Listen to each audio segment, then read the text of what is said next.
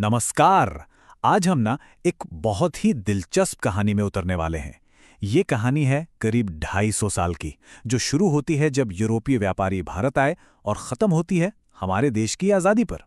ये कहानी है टकराव की, शोषण की और सबसे बढ़कर एक राष्ट्र के अटूट हौसले की। तो सवाल ये उठता है ना, कि आखिर ये हुआ कैसे? एक कंपनी जो सिर्फ व्यापार करने, मुनाफा कमाने आई थी, वो देखते ही देखते एक पूरे साम्राज्य की शासक कैसे बन बैठी? इस कहानी की शुरुआत होती है व्यापार से। सोचिए, यूरोप की बड़ी बड़ी ट्रेडिंग कंपनियां थीं और उनकी नज़र थी भारत के मसालों और शानदार कपड़ों पर, और ये लोग इसके लिए किसी भी हद तक जाने को तैयार थे। तो देखिए, मैदान में ना एक खिलाड़ी नहीं था, कई थे। सबसे पहले पुर्तगाली आए, फिर अंग्रेज, डच और फिर फ्रांसीसी भी। शुरुआत में तो इन सबका मकसद एक ही था, ज्यादा से ज्यादा मुनाफा कमाना। एक होड़ सी लगी थी। लेकिन इस रेस में एक खिलाड़ी ऐसा था जो बाकियों से कहीं आगे निकलने वाला था। अब यहां बात बहुत दिलचस्प हो जाती है। अंग्रेजों ने ये बाजी सिर्फ ताकत के दम पर नहीं जीती, नहीं, उन्होंने दिमाग का इस्तेमाल किया, रणनीति बनाई। 1757 में जो प्लासी की लड़ाई हुई, वो असल में लड़ाई कम और एक साजिश ज्यादा थी, एक धोखा था। और इसी धोखे ने भारत में ब्रिटिश राज की, कह सकते हैं, एक कच्ची नींव रख दी। और फिर ठीक 7 साल बाद 1764 में बक्सर की लड़ाई हुई। ये एक असली सैन्य जीत थी और इस जीत ने उस कच्ची नींव को एकदम पक्का कर दिया। और बक्सर की जीत का सबसे बड़ा इनाम क्या था? वो था दीवानी अधिकार। अब ये क्या चीज़ है? सीधे सीधे कहें तो एक प्राइवेट कंपनी को टैक्स वसूलने का सरकारी लाइसेंस मिल गया। सोचिए, बस यहीं से खेल पूरी तरह पलट गया। ईस्ट इंडिया कंपनी अब सिर्फ एक व्यापारी नहीं रही, वो शासक बन गई थी। तो अब जब कंपनी के हाथ में सत्ता आ गई, तो उसका एक ही मकसद था, भारत से ज्यादा पैसा निकालना। और इसके लिए उन्होंने ऐसे ऐसे सिस्टम बनाए जिसने देश की आर्थिक रीढ़ की हड्डी ही तोड़कर रख दी। जैसे कि जमीन से लगान वसूलने के ये 3 सिस्टम: स्थायी बंदोबस्त, रैयतवाड़ी और महालवाड़ी। नाम अलग अलग हैं, तरीके भी थोड़े अलग थे, लेकिन इन सब का मकसद वो बिल्कुल एक था: भारत के किसानों से ज्यादा पैसा निचोड़ना और ब्रिटिश खजाने को भरना।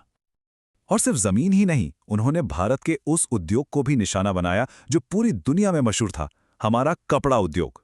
देखिए उन्होंने किया क्या। यहां से सस्ता कच्चा माल जैसे कपास ब्रिटेन भेजा जाता, फिर वहां की मशीनों से कपड़ा बनता और वही कपड़ा वापस लाकर भारत के बाजारों में बेच दिया जाता। नतीजा, जो देश कभी दुनिया की वर्कशॉप था, वो अब सिर्फ उनके बनाए सामान का एक बाजार बनकर रह गया। अब जाहिर सी बात है, जब इतने बड़े पैमाने पर शोषण होगा तो गुस्सा तो पनपेगा ही। और ये गुस्सा ये सालों से सुलग रहा था।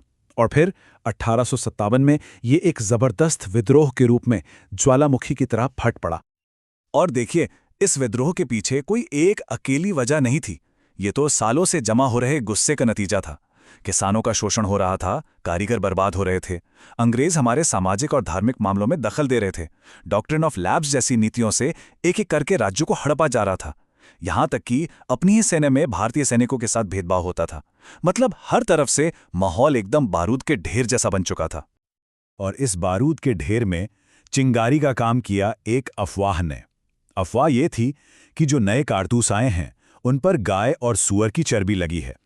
अब इसने हिंदू और मुस्लिम दोनों सिपाहियों की धार्मिक भावनाओं को ऐसी ठेस पहुंचाई कि मेरठ से विद्रोह की जो आग भड़की, वो देखते ही देखते पूरे उत्तर भारत में फैल गई। हाँ, ये सच है कि अंग्रेजों ने इस विद्रोह को बहुत बेरहमी से कुचल दिया, लेकिन इस विद्रोह ने एक बहुत बड़ा बदलाव ला दिया। इसका असर यह हुआ कि ईस्ट इंडिया कंपनी का राज हमेशा के लिए खत्म हो गया और 1858 में भारत का शासन सीधे ब्रिटिश क्राउन यानी लंदन में बैठी महारानी के हाथों में चला गया। ये एक नए युग की शुरुआत थी। 1857 का विद्रोह भले ही सफल न हुआ हो, लेकिन उसने पूरे भारत में एक नई चेतना जरूर जगा दी।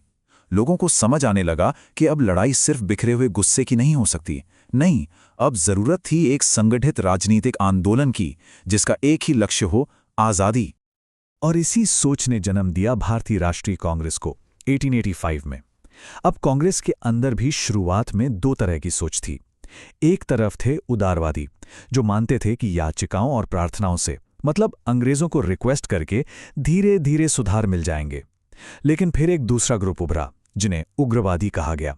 लाल बाल पाल जैसे नेता, इनका कहना साफ था, भाई चिट्ठियां लिखने से कुछ नहीं होगा, हमें जन आंदोलन करना होगा, बहिष्कार करना होगा, और हमें चाहिए पूर्ण स्वराज।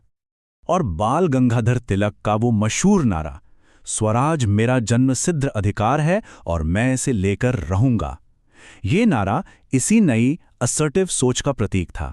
अब बात सिर्फ सुधारों की नहीं थी, बात थी स्वशासन की, अपने राज की। और फिर कहानी में एक नया मोड़ आता है। 1915 में महात्मा गांधी की भारत वापसी होती है और उनके आने से आज़ादी की लड़ाई का पूरा तौर तरीका ही बदल जाता है। उन्होंने 3 बहुत बड़े जन आंदोलन चलाए, असहयोग आंदोलन, सविनय अवज्ञा आंदोलन और आखिर में भारत छोड़ो आंदोलन। और इन आंदोलनों की सबसे खास बात यह थी कि इन्होंने पहली बार देश के लाखों करोड़ों आम लोगों को इस लड़ाई से सीधा जोड़ दिया। गांधी जी के पहले बड़े आंदोलन यानी असहयोग आंदोलन के पीछे एक बहुत बड़ी और दर्दनाक वजह थी, 1919 का जलियांवाला बाग हत्याकांड। अमृतसर में एक शांतिपूर्ण भीड़ पर जनरल डायर ने अंधाधुंध गोलियां चलवा दी। इस एक घटना ने न अंग्रेजों के न्याय पर जो थोड़ा बहुत भरोसा बचा था उसे भी चकनाचूर कर दिया। पूरा देश सन्न रह गया था। चलिए अब हम इस सफर के आखिरी पड़ाव पर पहुंचते हैं। यह सबसे निर्णायक दौर था, एक ऐसा दौर जो आज़ादी की बेहिसाब खुशी तो लेकर आया, लेकिन अपने साथ बंटवारे का एक ना भरने वाला जख्म भी दे गया। और ये समझना बहुत जरूरी है कि मंजिल भले ही एक थी, आज़ादी, लेकिन रास्ते कई थे। एक तरफ गांधी जी का अहिंसा का रास्ता था, सत्याग्रह का, तो दूसरी तरफ भगत सिंह और चंद्रशेखर आजाद जैसे क्रांतिकारियों का सशस्त्र संघर्ष था, जो मानते थे कि आज़ादी छीननी पड़ेगी। सुभाष चंद्र बोस ने तो देश के बाहर जाकर आज़ाद हिंद फौज बना ली, और साथ ही जवाहरलाल नेहरू जैसे नेता राजनीतिक बातचीत के जरिए एक आधुनिक भारत की नींव रख रहे थे। रास्ते अलग थे, पर मंजिल सबकी एक ही थी। और फिर इन सभी संघर्षों, अनगिनत त्याग और बलिदानों के बाद आखिरकार वो सुबह आई, 15 अगस्त 1947, वो दिन जब भारत ने लगभग 200 साल की गुलामी के बाद आज़ादी की हवा में सांस ली। लेकिन इस आज़ादी की एक बहुत बड़ी और दर्दनाक कीमत चुकानी पड़ी, देश का बंटवारा, भारत और पाकिस्तान। इस बंटवारे में ऐसी हिंसा को जन्म दिया जिसकी किसी ने कल्पना भी नहीं की थी। इतिहास की सबसे बड़ी त्रासदियों में से एक, जिसमें लाखों लोग मारे गए और करोड़ों बेघर हो गए।